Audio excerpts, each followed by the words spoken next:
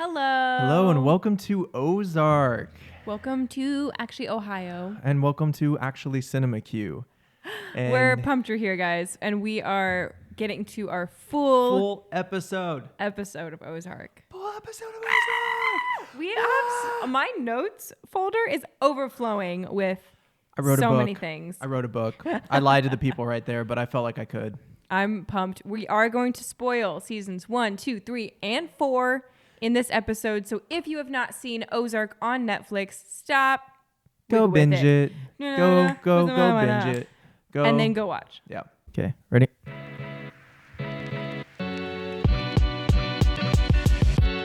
Welcome to CineMcCue, where we chat all things film and faith through our lens of storytellers and as a creative, married duo.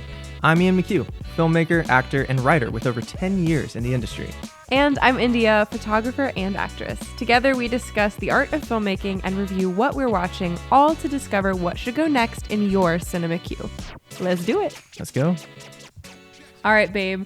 We're here. We're talking about Ozark. I'm sweaty already. Fun fact, I actually vacationed in the Lake of the Ozarks in Missouri once. And when we watched this show, I kept being like, I was there. I jumped off a little dock. It does I went to the seem Blue Cat. a little suspicious sometimes. I was literally like 14 on my friend's family vacation. Shout out to the Strikers.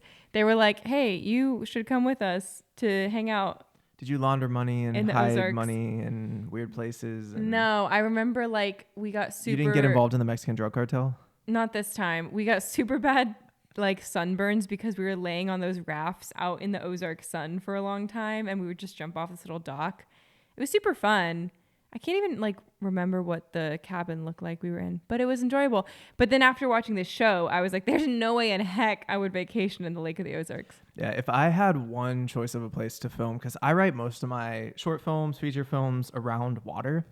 And That's true. And it's just like a concept that scares me and I love and I write about it and it's like impacted my life in a lot of ways. You address And so- what you're scared of. If I were to write a show, it would be called Ozark and it would star Jason Bateman. Like this is the show that I wish I wrote. Yeah, it is true. It's like very much your style of cinematography and acting Story. level. Yep. Yeah. Totally. And I would probably leave some stuff out. I have trouble writing some of the harder parts to watch of this, but guys, Ozark's incredible. So I hope you listen to our Colonel. And yeah, tune in for this episode as we dive into 4 seasons of one of the best shows ever And made. we've never done that before. We've never, like, we did Wednesday, but there was only one season. Mm-hmm. And the Colonels that I did on Ginny and Georgia and Bridgerton, like, were less than 2 seasons worth of content. So this is our first one. So have a little grace.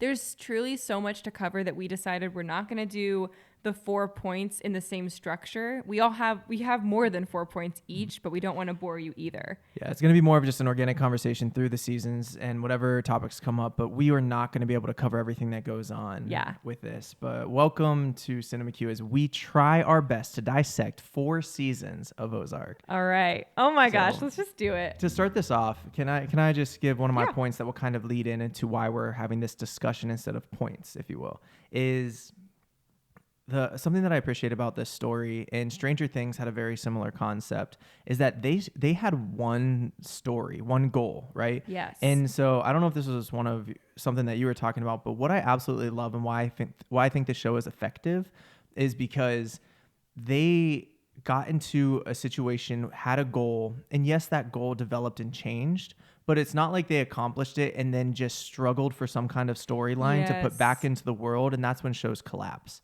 Like, I mean, we saw it with Riverdale, and we saw it with Outer Banks, and so, like, not to spoil those things, we might talk about those eventually, but I feel like eventually the story changed, the objective changed, the goal of all the characters changes in those bad ones that kind of fall off as seasons go on. But this one, they really honed in and focused on it, and I feel like every single thing that was added in through all 4 seasons was for the same story with an intentional... Natural. Yes. Yeah. Yes. It was a natural development, and they knew where they wanted to end it, and they went for that. And that's what I think makes this so strong. And so that's why our conversation is going to be more just organic about the whole story, because it all matters together.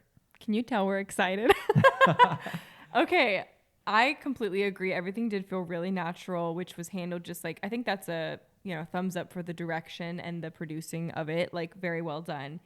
But I'm sure if you're watching this, you're either swearing that you're never going to watch Ozark or that you have, and you've seen it all. If you watched it, you're probably swearing.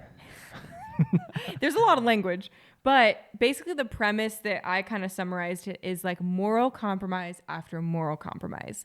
That's kind of what the Byrd family is going through. That's how they kind of get roped up in this situation. It's like, here's this thing that sounds good. You're like basically Marty Byrd's work partner kind of ropes him into this. Let's launder money for this drug cartel. Our job is easy. We're just going to fudge the numbers and have this kind of front of a business. And then in the end, we'll be rich. Very quickly, pilot episode, that plan falls away. Marty very quickly is like, I have to figure out a way to not die right now because the drug cartel is mad, kills my business partner. Because the business partner was skimming off the top and pulling money in for himself. So now Marty is the guy Marty is the guy in charge of running this Mexican drug cartel and making sure it goes smoothly, that he's laundering money, and that the government and his family doesn't both collapse. So lots of pressure in the first pilot episode, and then you kind of see him very level-headedly try to choose the right thing in the wrong situation time and time again. Once he got into the mud, he's like, okay, now I'm here. So how do I make decisions to live? Yes. To continue to protect my family and stuff like that. That is another moral compromise. And so it's like you're rooting for him, but he's doing bad things, but for the right reason. And it invites you into that same moral complex of just like how the complexities of just human existence and what we're willing to do to protect those that we love. And so that's like, it's a very family oriented movie or show. Well, yeah, without it being for families at all. Yeah, it's not made for families, but the story of the Byrd family is so deep. Well, here's one of my first points to talk about is the very first episode. We see that Marty and Wendy are the husband and wife duo, and their marriage is not working out because Marty finds out Wendy is having an affair. So Marty kind of also brought the family into a Mexican drug cartel. Totally. And so it's like, but we're thrown into this scenario, just like dropped in. And typically when family is the theme, it's like family overall, like I'm going to fight for our marriage. I'm going to fight for our kids. And in this one, he's like, I'm mad at you. My wife cheated on me, but I'm like, I don't hate you enough to let you die. Mm-hmm. And then she, in that same context, starts originally hating him and is resentful. She's like, how dare you get us in this situation? You're going to get us all killed. This is insane. And then through the 4 seasons starts to not only grow as his business partner, but then gets greedy and is like power hungry and is now like, actually, we can make this work for us. Actually, we're top dogs. And you see her character change and develop. Very interesting. Yeah, both of the parents have the priority of protecting their kids. So they have 2 kids, Jonah and Charlotte. And Charlotte's the older sister. And their goal is to like protect the kids and get out of the Mexican drug cartel. They don't want to be in the cartel anymore. They're trying to escape, but that's super hard to do. And so through the 4 seasons, you see both of the parents making decisions, sometimes against each other, but for the same purpose of protecting the kids, usually. And then Wendy goes on a power trip, and Marty Byrd is a very smart man. Like, he plays just like a normal guy, but he's very intelligent on just like figuring out situations, understanding circumstances, and what to do to get out of it. And so the decisions, like sometimes they have to come together and sometimes they have to go apart, but never do they really wish death upon the other. Right. And they're forced together in partnership and friendship at certain times, even when they don't want to be. And then at even times when they're divided and they're like fighting against each other, they still have the same goal of protecting the kids in mind. And so the complexities of that dynamic of a family absolutely intensifies every scene, because sometimes the kids rebel and sometimes they want to be all about it. And Jonah wants to learn how to launder money. And so at a young age, he's learning to do it. He's probably like 12 in the first season. Yeah. And Charlotte's like 16 getting her driver's license, you know?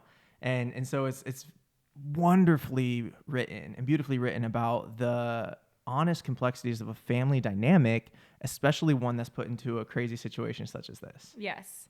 Another thing about family that I wanted to mention is extreme poverty and desperation.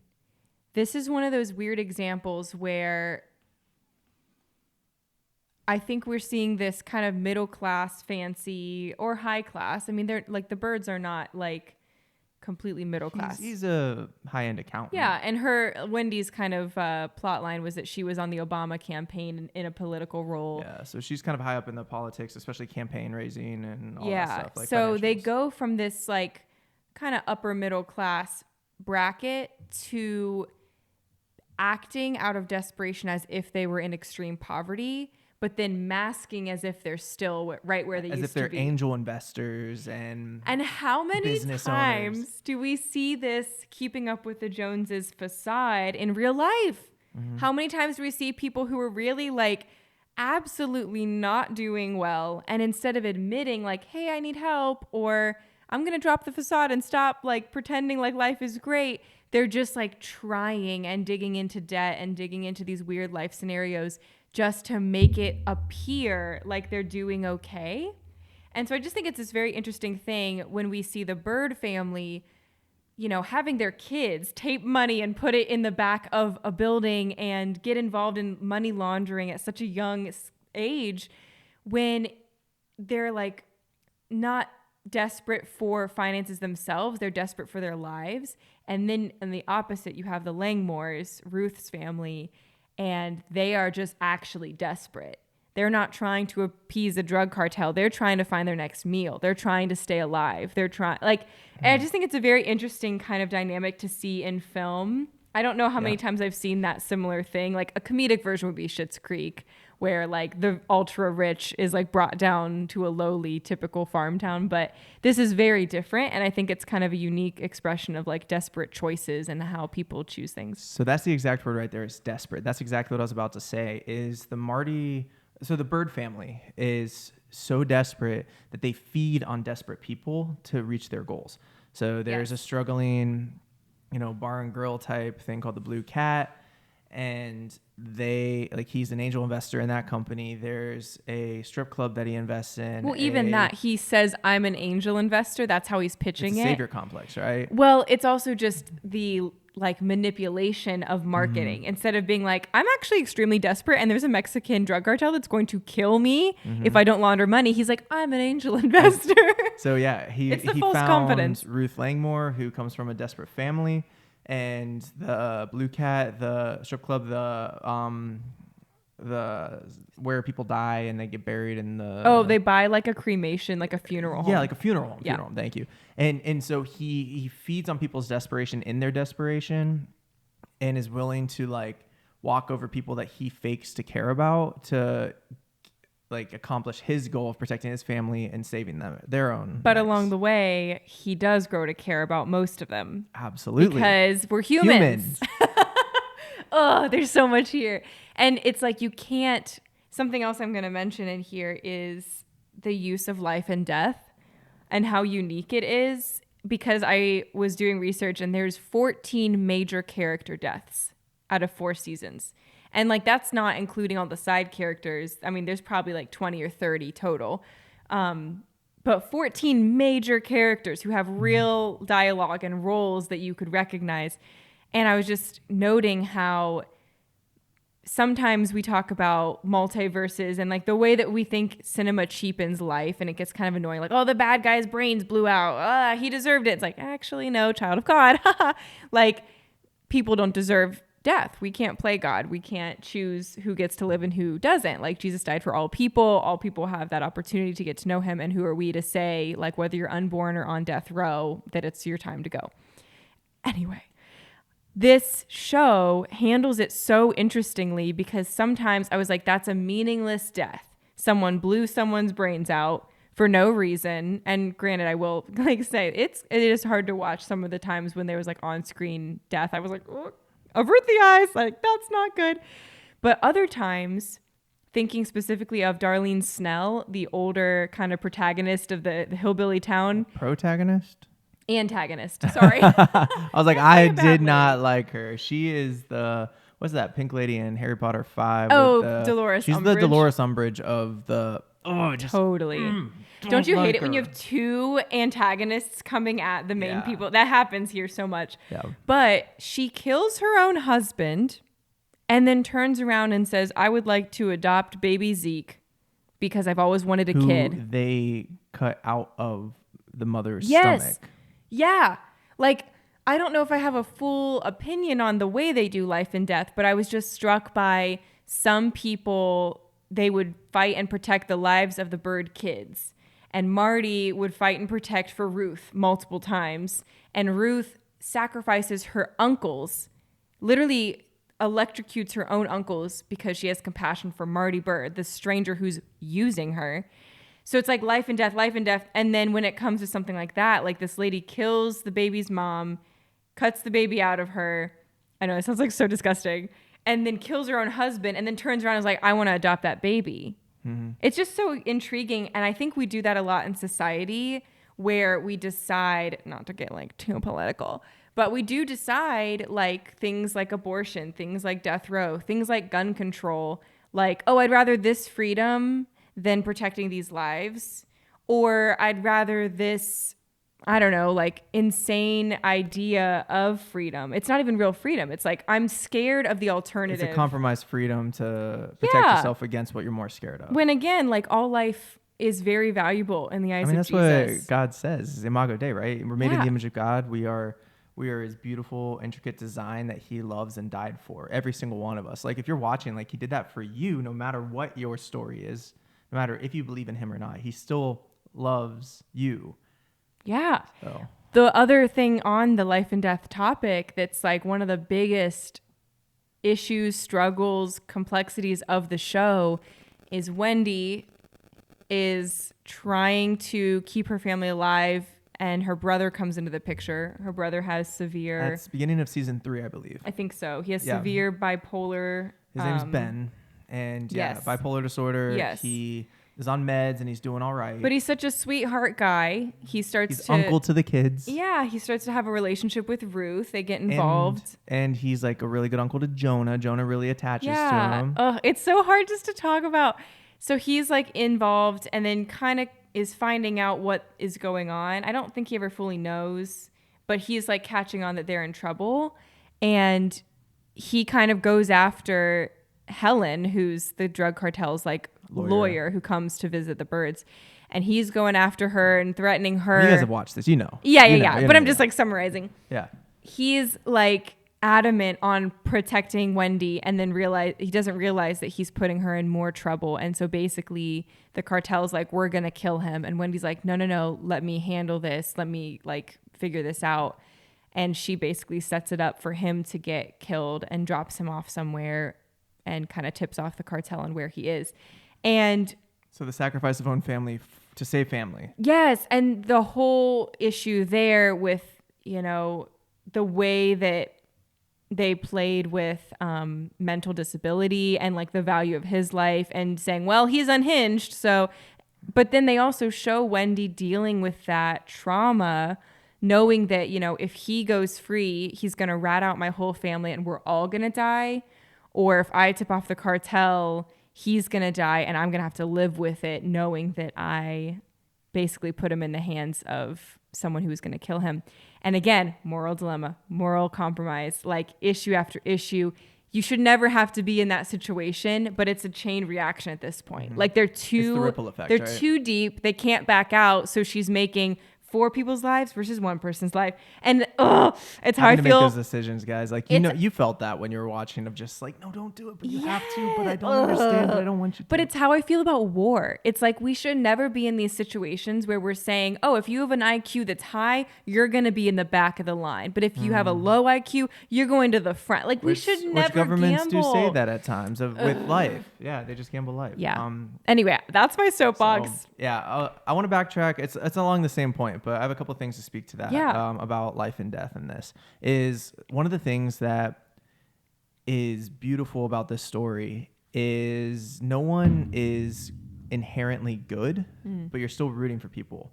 And so both for bad guys and good guys, quote unquote, the protagonists, the antagonists, is you get to learn the good and the bad of all of them. A lot of times in like the Marvel movies, you'll see the villain and they're like, this one thing hurt me in my past.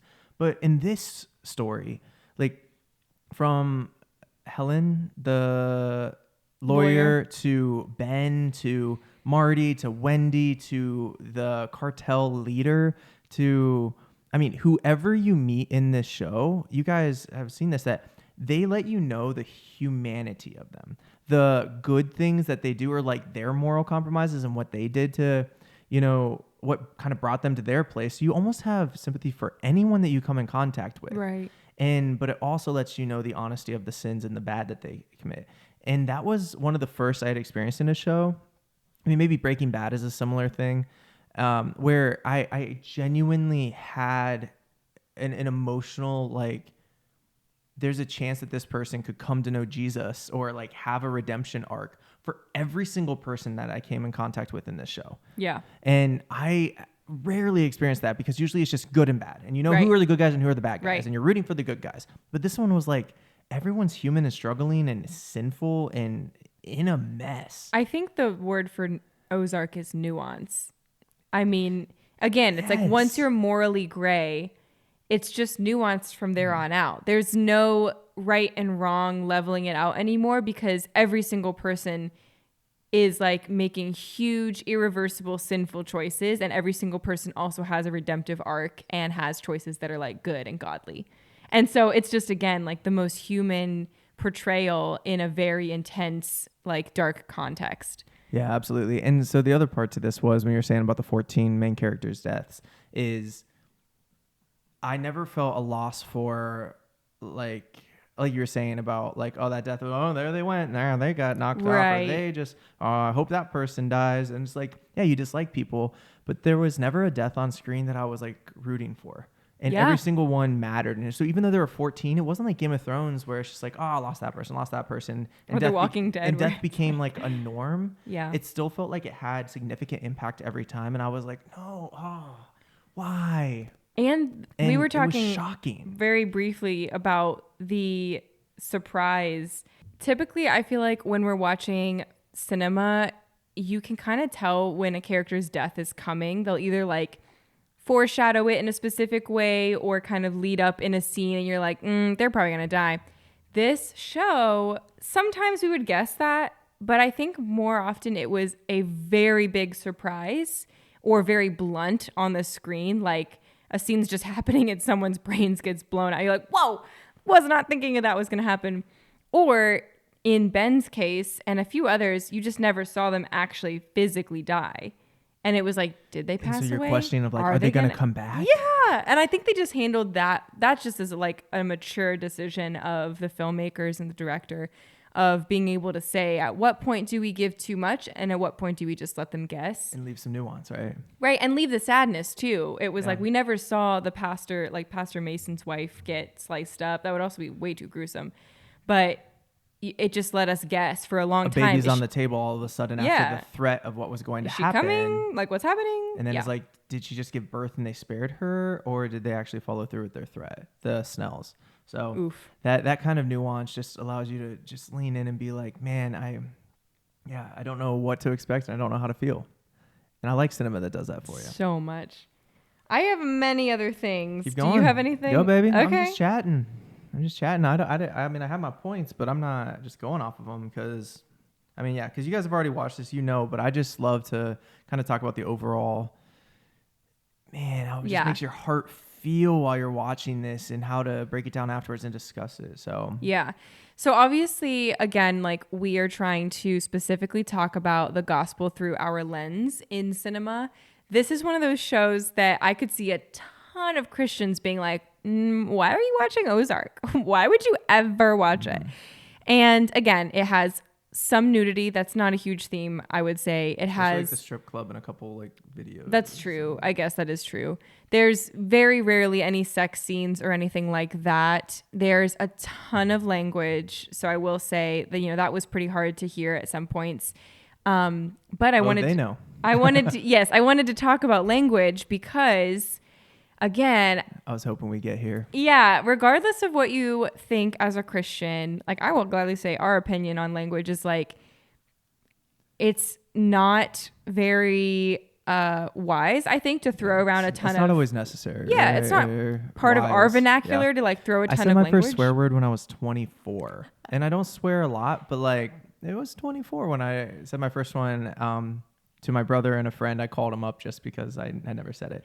And for an acting role, I had it coming up soon, and I had to say something. So yeah, I think it's interesting because when I was in high school, like swearing was like sin. Like that was synonymous with like you're going to heck. Sin. Like that is not good. You don't swear. That's a sin.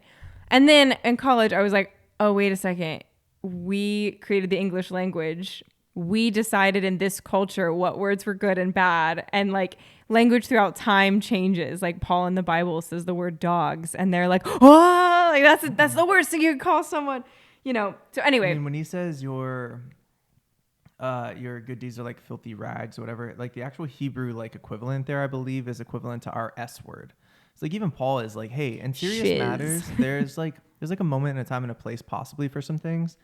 And it's hard for me to watch shows and movies that it's just unnecessarily thrown in there and doesn't add to the story at all. And I believe this is kind of where you're going with it. Yeah. Well, I was going to say, like, basically, you know, as a Christian, I think a lot of people that I know will purposefully not watch certain shows or movies because of language. And they're like, oh, language is bad and it's not clean, so we're not going to watch it. And I understand with kids around that can be a thing. Or if as an adult, that's your personal conviction, that's okay. Totally. But I will say that I think a more educated and creative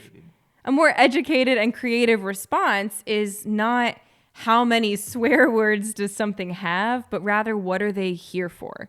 What is it communicating? And can I see past a couple bad words that America decided were bad at some point and see the anger, the emotion, the feeling behind them? And so what I was going to say is, yes, in a lot of cinema, it bothers me when it's just rated R for no reason other than they wanted to like put the F word in there, which I'm not going to say because I'm not going to make this an explicit podcast. I don't want that little E here.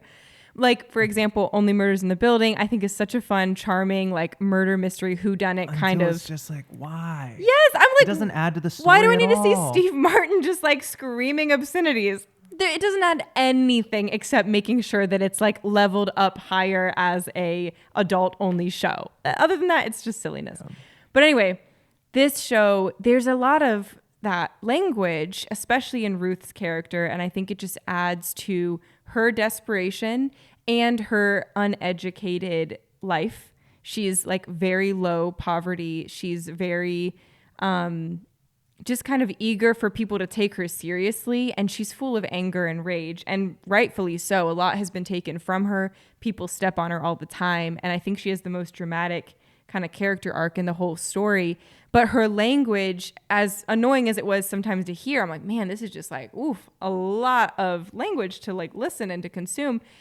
I also felt like I get her though because of it. I see her desperation. I hear her words being more unhinged because that's how she feels. That's how the world's treated her.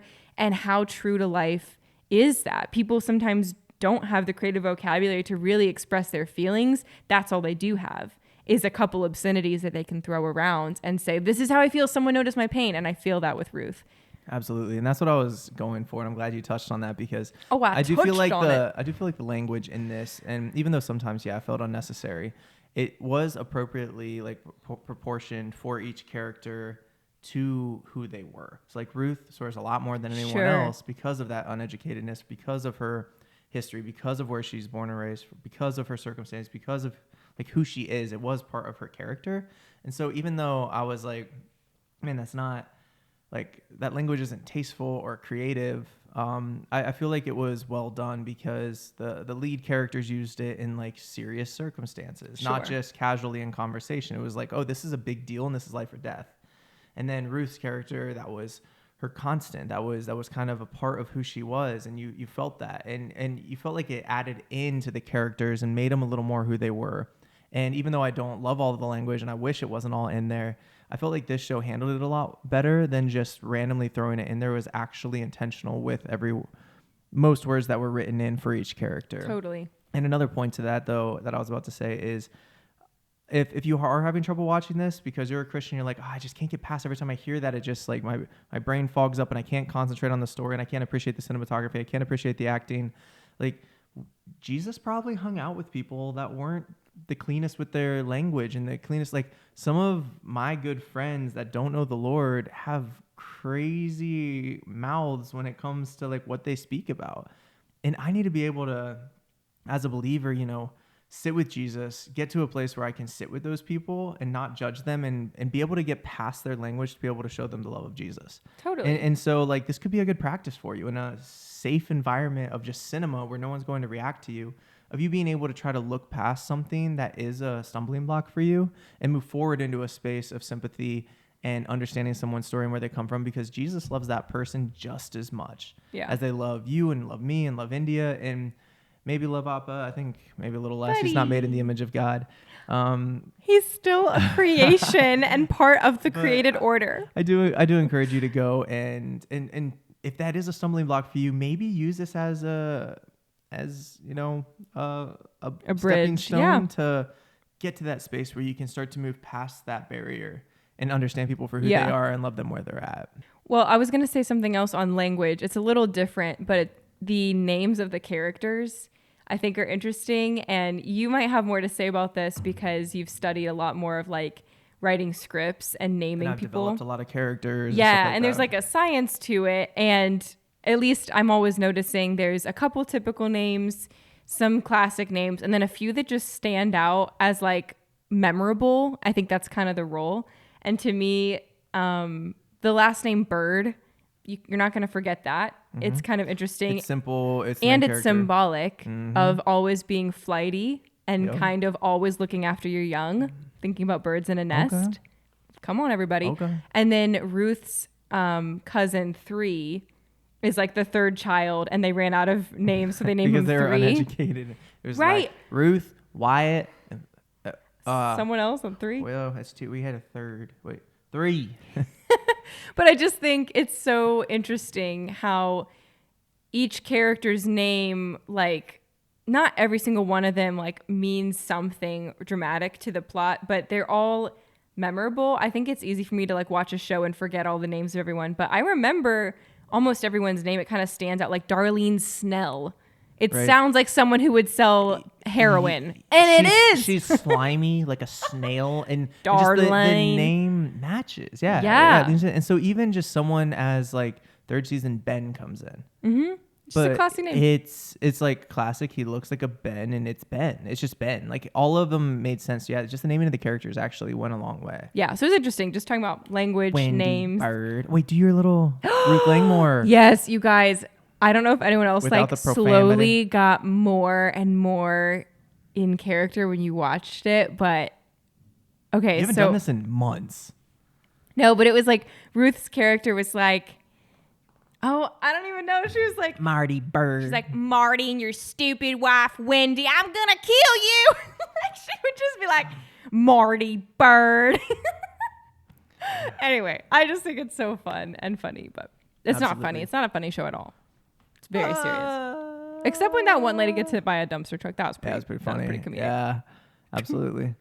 All right. Speaking of Ruth, my other thing to mention today, wow, y'all, Ruth's character goes on the most dramatic transformation. It's the most lame story arc I've ever seen. Kidding. I think it's one of the most brilliant journeys I've seen a character go on. She definitely starts as a lowly, desperate, do whatever for a quick buck kind of gal, and then quickly becomes this like witty, ruthless, like don't ruthless, hardy har har. I didn't even know you did that. Just like boss woman of do not mess with her because she will not be messed with. And to the point of sacrificing her uncles, her dad, her boyfriend gets killed. Wow. Like she loses so much, but I was her just brother, struck by, she has just the biggest growth point, I think, of anyone in the whole show. And in that same vein, the most empathy I think I've had for like a fictional character in a long time, of just watching her continually get life punching her in the face, and she will like get back up and do what she has to do. Again, not moral decision making. Like she's killed people. She will sacrifice people, throw people under the bus to get herself higher. But thinking of if I was in that position of extreme poverty and like people are stepping on me over and over, it's like, what do you do just to be like, I've had that. Like it's my time to do what I need to do to like stay alive and actually like thrive. So it's just very interesting. She gets betrayed. She loses literally everyone.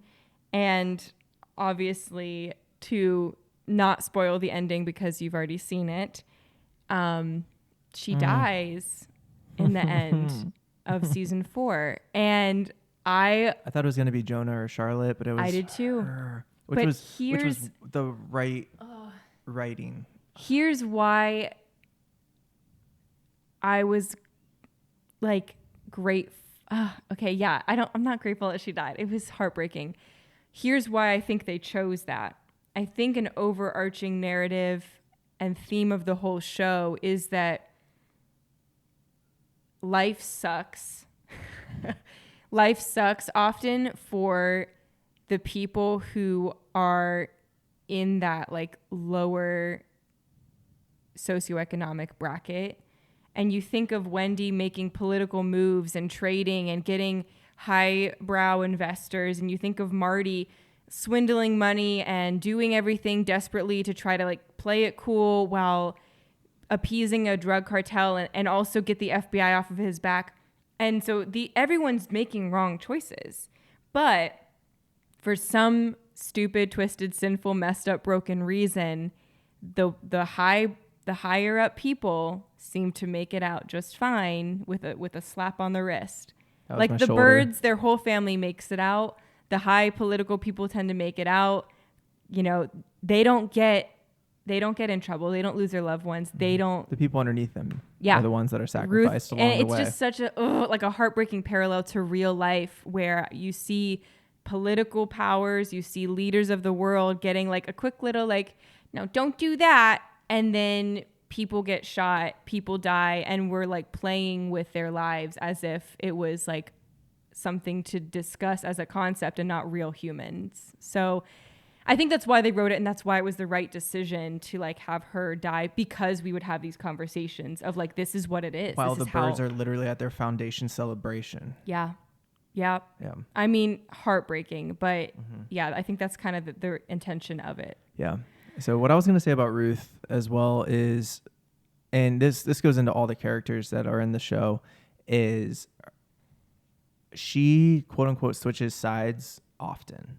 She's for the Byrd, she's against the Byrd. Well, she starts off against him, trying to kill him, literally almost kills him in a bathroom on an island, and then is for him and works for him, and then becomes a manager, and then runs the casino, and then is, once the Byrds wrong her, she goes over to the other side, and then she's with them again, and then she gets Rachel and she's against them at the casino, and all of that seems like wishy-washy of like, she's just flip-flopping, and but like the writers of Ozark made it so believable of all the decision making and the justification behind each character and why they made the decisions they did, no matter if they were for or against. Like even when Jonah goes against his parents and works with Ruth and, launders money for her. And then, Wendy's dad comes back into the picture and the kids want to move in with her. And at one point, Charlotte wants to, what's the fancy word for like, I don't want my parents to be my parents, even though I'm a minor. Oh, yeah.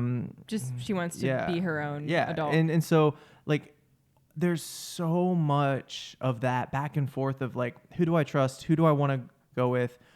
What decision makes me want to trust which person? And it's so believable in this story that even though like people seem wishy-washy and flipping back and forth in their faithfulness and trust to people, all of it is so justified in this. Like, I'm like, I understand why they did that. Yeah. I understand why Ruth is mad at Marty, but I also understand why Ruth went back to trust Marty. And like, I just love the writing of this because it genuinely made me, it was believable. I guess that's the best way to put it, is like in this show, I think you guys can agree that people made the decisions they did. Like so often when I'm watching things, I'm like, why did you make that choice? That was just dumb. But these ones are like, that was a dumb choice, but I see why you made it. Yeah. And like our writers gave us enough like insight into why decisions were made. And I just love that because it made me just understand each character a little more, care for them a little more. And so then when the deaths happened or the betrayal happened or whatever it was, it made it all the more just like, I cared about these people. Yeah. Even though they're fictional. What the heck? I know. How? And I think that's why this is ranked so high on my list and why you should put it high up in your CineMcCue, is because it's rare anymore, especially with just people wanting to get the quick buck and write the next story and make the next superhero movie and just, punch something out with CGI. I'm like, where's the story? And Yeah. this one has it. Yes. This one has the humanity written into it. Right. And even though, like, I think you can, whether you're, you know, a drug member of a cartel, or you're a business person or a lawyer or a politician or a redneck or a farmer, or, you know, you have a heart problem and your buddy owning this house and just living in someone's, like, you can relate to somebody, or if not all people in this, because the human aspect is just brought into the writing. And I love that so much. And brought into the cinematography, which we talked about for a quick moment in our kernel. Go but watch that. Just how every shot is thought out. Everything is intentional, foreground, middle ground, background. And they didn't do the story longer than they had to. No. It would have gotten Yeah, worse if they I kept appreciate going. that. And they were like, we want to end it here. Right. And it landed to me. Yeah. I think it was Because I very was heartbroken. succinct in the way that they told it. And each episode is longer. So it kind of gives you a moment to breathe through the drama. Mm-hmm. They didn't shorten it or shove it all in there, and it all was very purposeful. And there wasn't one episode that I was like, oh, that was the throwaway episode, or oh, that was the guest star episode. It was all very natural. Yes. Yeah. And the actors were phenomenal, and I didn't know a lot of them. I didn't know Helen. I didn't know Buddy. I didn't know these people. Like, and I appreciate that they gave, like, just the human side of it to these people. Yeah. Helen, by the way, her as an actress is like Dark and Mysterious Jane Lynch, which is Dark and Mysterious Ellen. Yes. Isn't that funny? Helen is darker, Jane is darker Ellen. No, that's exactly what I was thinking. Like, I mean, I know who some of them are, but like, it was just, so right. good. Yeah, So it's just interesting. That was funny. Yeah, I see that. And then Laura Linney, I always get her and Laura Dern confused. They look the I always get same. Julie Garner and Julia Garner mixed up just because their names are the same. Oh, yeah. Anyway. That's what I think about every time. But now Julia Garner's just, please be on our podcast. Basically, if Jason Bateman wants to direct anything else, I'll audition. I mean, I would gladly be a part of anything he was making, because he's just very good. Yeah, and that was a pleasant surprise because, like you said, it used to be, you know, into comedy, and to lean into this role. Yeah, and even a though lot of rom-coms, like I was shocked that he was like out here making this. I'm like, yeah, and his character, people could maybe argue it was not deep, but he played it so well because he had to be the steadfast, like, I'm making a decision and moving forward with it, or else like I die. And every character was well developed, and every person committed to that character so well that I just believed it. Right. And I was like, okay, that's just who he is. Like that's who Marty Byrd is. And so even though he's not incredibly dynamic, the acting was phenomenal. He was consistent as Marty Byrd throughout all of it. It's not like they just introduced new character traits to people. He's like, well, yeah, I guess if we just have to smudge the numbers, then we'll just, just shoot that on the form. Just kill him and we'll move on. That'll be that. The end. Yeah. I mean, and that was true. But then Wendy's like, she went on this power trip, like, and went crazy at some points, and she grew, and like every character was just true to who they were. I feel like the actors knew who they were supposed to be and grew with the show and just kept it honest. And we started this episode talking about how the pilot starts with their marriage is like crumbling. Mm-hmm. But isn't it interesting how we're dropped in on this thing? And again, like, think of the things that I'm just going to like say Christians will look at and be like, here's your sin checklist. Are you married? Are you swearing? Are you, you know, we make these dumb boxes of things that we think have value, and like, oh, if you're a good person or a bad person. And like I was saying earlier, we sometimes keep up with the Joneses and like mask certain things. Like, well, anyone could be laundering money behind the scenes, but at least they look great at that political event. Yeah. But anyway, they start off with their marriage basically crumbling, and by the end, they're like committed to being married, whether or not from love, desperation, or because they don't want it to look bad if they split. Mm-hmm. But I think they actually do grow fonder of each other throughout the whole process. But again, like that idea of projecting something that's just not true. Like at the end, you see this family of 4, strong and mighty, standing up at some political function, looking like the perfect American family. Meanwhile, there's 14 people that are murdered in relation to them, and they don't give a flying fart. I mean, they do, but they were just like, to the public, at least they look good. Yeah. You know? Just the corruption that we cover up in the name of like looks. Whole sermon right But there. also, that's what I'm gonna say about like, I mean, it's cliche anymore to talk about how social media is a facade, Yeah. and the people that you know that are, oh, they have their life together, or they have the better house, or they have, like, y'all, so many of those extras towards the end of that series that were at the fundraising events, that were at the political events, that were at all of these things. They probably looked on the Byrd family and was like, wow, they have it. The American dream, the white picket fence, the golden retriever, all of that stuff. And in reality, They got skeletons 4 in seasons the closet. of their backstory, you know they don't. And so, like, walk into grace, into relationships with people. Do not be jealous and envious of other people's stories and lives, because you don't know what's behind it. You never And know. also, you're not a lost cause if your story looks similar to theirs. Like, Jesus loves you there. So, Yeah. like, that's cool. I can give a personal example. Okay. Preach. Literally, we were shooting a wedding the other day, and it was so beautiful, and we were like, looking good. We had a COVID wedding. We were like hair, makeup, everything good, looking fancy. My makeup looked great. Totally. I did not have makeup on. He had all his film gear there. I had all my photo gear there. We're shooting this wedding, and a lot of people that I went to high school with were there.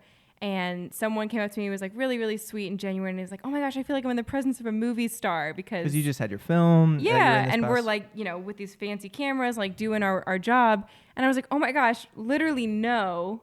Because also within the last week, we had a car accident. Our house got broken into, and 3 we had missing to pay juveniles were arrested with guns in our backyard. Yeah, we had to pay thousands of dollars in taxes because we run our own businesses. Our and we're furnace still went learning how out. to We do had that. to pay other thousands of dollars. We had to, like this year, we had to put a cat down, one of our good cats, Our buddy. a little buddy. Yeah, things. so, And so I just thought it was so interesting that we had literally. because you haven't seen a lot of these people. You went to school with a lot of them. Totally. You haven't seen them in a while. But I then think you it's show just up like here. we have hell of a week. Like truly, Now we got like the explicit. We got the little E on it now. I don't think hell is kidding, I'm gonna kidding, make it keep going. explicit. Hell is a proper noun. It's a place, y'all. Stay away. We had the worst week, and I try to be honest about that on social media and like just let people know, because I think that that's part of like helping tear apart these facades is just presenting a little honesty. But at the same time, I'm not gonna like beg for attention and be like, oh my gosh, woe is me. Like, I mean, I cried in that video that you posted. yeah, but whatever. but anyway, I just thought it was so comical that here this person is like admiring our life, praising us for what we're doing, and assuming that I'm like some sort of, local celebrity for having 8 lines in a Indiana film. But again, it's that facade, and it's also how we portray things. You can look for the good and lift up our opportunities and be like, I actually got to be in a feature film. I was a principal in a feature film. That's pretty cool. Or I could downplay stuff and be like, I don't really have much going it's just on. like I auditioned for all these other things, and Nothing like really I'm not happens to this, me. I didn't get that. It was a small and part. It was like a small part. Yeah, and it's a balance, right? It Again, is. of being thankful and proud of what you've accomplished and what God has called you to, while also not leaving people out of your story. Yeah. And I just think like this show kind of talks about that in a very subtle way. It's definitely not a main theme, but since you brought up social media, just how often do you personally, kind of cover up everything that's going on in your life in the name of like, well, I want people to think that I'm cool and famous and successful. When in reality, if you really need a friend, just be like, I could use some help. I'm hurting. Yeah. I don't want to lie online just to make myself look cooler. We were even talking about this earlier about like Be bigger than that. Yeah, so many people are like, oh, I have more authenticity. Like I have more weight with my words because of my follow number, like my number of followers. And it's like, actually, like it doesn't matter where you're at on people's social scale. Like you matter and your story matters. And so like bring that to the light, find people that will listen, and then do life with people that care about you, because like it's I think that's something I would summarize about Ozark that is not really talked about there in the show at all, but just how do we apply this whole show to our lives? Number 1, don't do drugs and don't do drug cartels. And don't launder money. Stay away from all that. But also just look for the light. Like this is a very heavy show to watch, to absorb, to talk about. But I think the practical lesson we could take from it is just like look for the light in life, look for the best in other people, have empathy when people are different than you or going through something that seems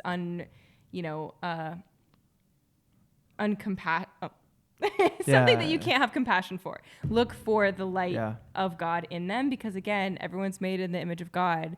So whether they're a good person, a bad person, a complex person, they have Jesus in them. And if you can look for that part of them, I think we'll all have a little more respect for each other, and things will go better. Yeah. And even though Marty had his like focuses, I do feel like his character genuinely saw the people in people, right? The humanity in people, the soul in people. And he's like, hey, like I know we're trying to do this, but I can't do that to Ruth, or I can't do that to our kids, or I can't do that to you, Wendy, or I can't do that to, and I love his ability to be able to see the humanity in people and lean into that space, and not just walk all over people all the time. So Yeah. I think it's, good to see the light. And even though, Marty knew he had bad intentions going in, that was a moral compromise to accomplish what he wanted or needed for the family.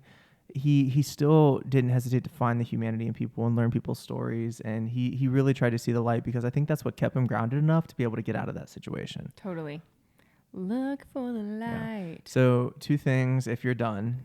I could do one more, but okay. I like the way we're like wrapping it up. So if you have a Absolutely. nice, cute little way of like bump, bump, bump. I do at the end. So you go one more, and then I have like literally one line and then a little thought exercise of just a question, and then exercise my brain. It's not that crazy. So go ahead. I was gonna say since we're talking a lot about the gospel in cinema, this show does portray Christians and faith a couple different ways. Oof. And I wanted to bring that up. I'm glad you brought that up. Yeah, season 1, they have a pastor as a part of one of the characters, and he's preaching in this kind of like, on the water church. So it's the Ozarks, and he's like trying to build his own physical church building. But while that's happening, he has people pull up their boats, and they do kind of like church on the lake. And the Snells, you guys know it with the drugs. Yes. And I thought that was interesting. And so he seems like a pretty pure intentioned pastor. Because he almost died and like sacrificed his life, had this awakening, and is like, oh, I want my life to have purpose. Yes. And so he's out here like trying to preach the good news, unaware that his congregation is smuggling drugs in the Bibles that he passes out and the hymnals every week. And I was just making Mason Young is the pastor. Yes. Yeah. And we saw him as an extra in... Oh, what was that? And it took us for a while to play. He was like a pilot or something? No, he was at a college party in a show we watched, like... we'll have to come back to you on Blonde that. or something. It was something... Or Mean Girls, maybe? We'll have to find anyway, it. He like had a small cameo in something way earlier. And I was like, oh my gosh, that's probably before he got any roles. Yeah. Everyone starts somewhere. But anyway... He's preaching, his congregation's smuggling drugs. He doesn't know about it. And I just thought that was an interesting anecdote about the sins of the congregants who still like show up at church, and how, again, when we churches need to welcome those people. When we talk about church in modern day times, everyone's like, oh, I could never go to that church. They're terrible. I'm like, actually, I'm not surprised. We're all sinful people.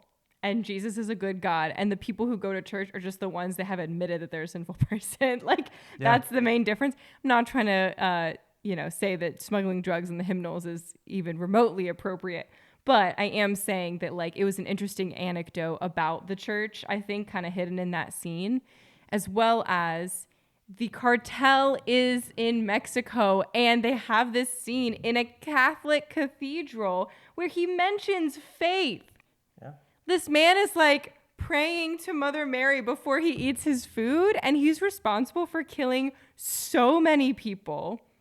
But again, that masking that, well, let me project like I'm a man of faith to my family here in Mexico, not caring, knowing, or giving a gosh darn fliddly fly over how many people I've killed. That was the first time you've ever said that in your life, but yes. Isn't that so like heartbreaking how many it's people. The honesty of the church about how we're broken and we're struggling, but we're growing, and but the how many people. He is morally rationalizing. Yeah, he's rationalizing that this death is for some greater good, and then get to the thought of he's taking God into his own hands. Yes, right? And then you start to think of like extremists of certain religions who take something that was supposed to be good and then think, well, like, my goal is somehow godly, and so now it doesn't matter who I kill because I'm doing this in the name of God. And that, my friends, is when we take religion way into the wrong places that it should never be. That's all. Wonderful. There's so much to say. You know why we gave depth such a big score? Gosh. Okay. So my 2. One, I just want to give a shout out to Evan George. Evan George, who plays Tuck. Yeah. I love that they Tuck. brought him back in like the 4th season to give Rachel a motivation to turn against Marty and join Ruth and going against him and getting the I love the inclusion of just that character, and I think he was a phenomenal actor, and it was so good. Yes. I just like want to put him in some of my films because I genuinely thought he was wonderful. I forgot about Tuck. So Tuck was like, just pulled on my heartstrings early. But my little mind exercise for you is just a quick little note of something that was unique and something that I would love to do with films, and something that is the titles sequences I knew you were of gonna bring every episode and how they incorporated in the Ozark and spelled out with images that were going to be parts of scenes throughout that episode. It was 4 It was symbols. the O, and then it was a ZARK of the symbols. Yeah. And well, each episode they had the 4 symbols that's what it says that were different. Yeah. Yeah. We say Sezin. So Sezin. I meant saying, but yeah. And I just love that little, just like when it happens, oh, there's the rat. Oh, there's the ladder. Oh, there's the, right. And even though it didn't maybe play the biggest thing in each like episode, I was just so like, well done, and just adding that extra little thing that just made me like appreciate this show, because the attention to detail was And there. I think as a like marketing person, that sounds really bougie. But you are like, you have a marketing and business and design and film and photography and acting degree. Sure. But when you think of buy-in from a user side, that just in you said instant. Biden. When you think of Joe Biden, do you think of the show? Okay. Wait, so buy-in. Buy-in. So like the user is watching the first minute of the TV show and they're seeing that title sequence, and without even seeing any more, it's a free way to create value and intrigue. So they're like, oh, there's going to be a rat, there's going to be a paintbrush, and there's going to be an anchor. Like, and so you're just trying to think, how will it all play in? Before the episode even starts, I'm like, okay, they're going to kill someone and tie them up on an anchor and drown them in the Lake of the Ozarks. And then the ladder, they're going to climb up. And then all of it's wrong. Yeah, and it's wrong. But like, it invites me into the story to try to anticipate what's going to happen. And then when it does, I feel included of like, oh, I knew something was coming with the rat. Or I knew something was coming with the paintbrush. I think of like I Spy books too from being a kid. Oh, that's kind of how it feels. Is like, oh, where's it gonna show up? And it wasn't cheesy. I think there could have been a lot of times where that would have been seen as like cheeky or something, but they did a great job. Yeah, I just feel like everything was intentional and well done. So good job, Ozark. We crushed this podcast. I'm not gonna lie. There was a ton to get through, and I think we did a great job. Yeah, because I mean, you guys saw it, and so I just wanted to put our 2 cents in there about like why it hits so deeply. So if you hated it, tell us why you were wrong in the comments. That's true. I don't know anyone. If you didn't like it, tell us. I don't know anyone who watched Ozark and was like, that was the worst. Well, that's what I'm saying. If they said, but I want to hear. Yeah, did you actually enjoy it? Are we overhyping this show? No, we are not. We are right. We are professionals. Yeah, and we are the only correct. opinion that matters. So thanks. And genuinely, if you didn't like it, you're just wrong. So yeah, thanks for listening in. Yes. And hopefully you got some further, like if you just watched it maybe as a background show or watched it as like oh yeah, that was okay, and then moved on. Who could watch it as a background show? Go show? back and watch it with intentional lens, an intentional lens of depth and humanity and God's design of people and understanding how complex humans are. And I think you'll have a deeper appreciation. Like, it makes me want to go watch it again. And I watched it through 2.5 times at least by myself, because I watched it before and then I watched it with you and then I watched it at least the first again. season. The first season I think I've seen 4 times. Oh my gosh. Yeah. I love it because again, it I feel like it reflects my writing style and the way that I want to be with my writing and character development and world building. And so I love to watch it to be like, oh, I see that and that is good. And so I can maybe go more into that later if I do another, topical of just character development on this or something. But speaking of topical, ooh. We wanted to say we love doing those topical podcast episodes. And when we were talking about all the rich things in Ozark, we were like, there's so many things that we could just make into topic podcasts. So That if deal with you- cinema, right? To just Yes. go in line with what we're already doing. So if you have any suggestions as to like, do you want Ian to do a full episode on just Character building. Yeah. Or if you want to hear us talk more about a specific side of cinema, like plot lines, or like, should Christians engage with stuff with nudity, or how sexuality plays out in cinema, anything like that. Yeah. I personally have a few topics that I'm excited to I dive would love into. to just talk about it. So yeah, we're not always going to just, this has kind of been a new recent thing that we're not going to only just do TV shows and cinema, but you guys seem to like some of the topical ones. So we're willing to dive Totally. into that, but we want to know what you want to hear about. Yeah, so drop a comment if you're on YouTube with some topics that we should cover and do episodes on.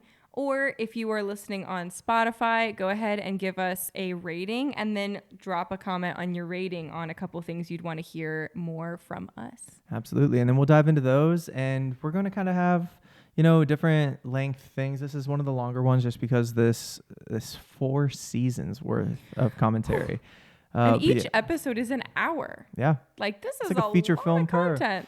So let us know if you want to hear anything else. But next on the books, I believe we do have the Book of Eli. Yes. And this is coming with a wonderful special guest, a dear, dear friend of Chad Austin Kerr from Cleveland. Filmmaker, Writer, husband, dude, Actor.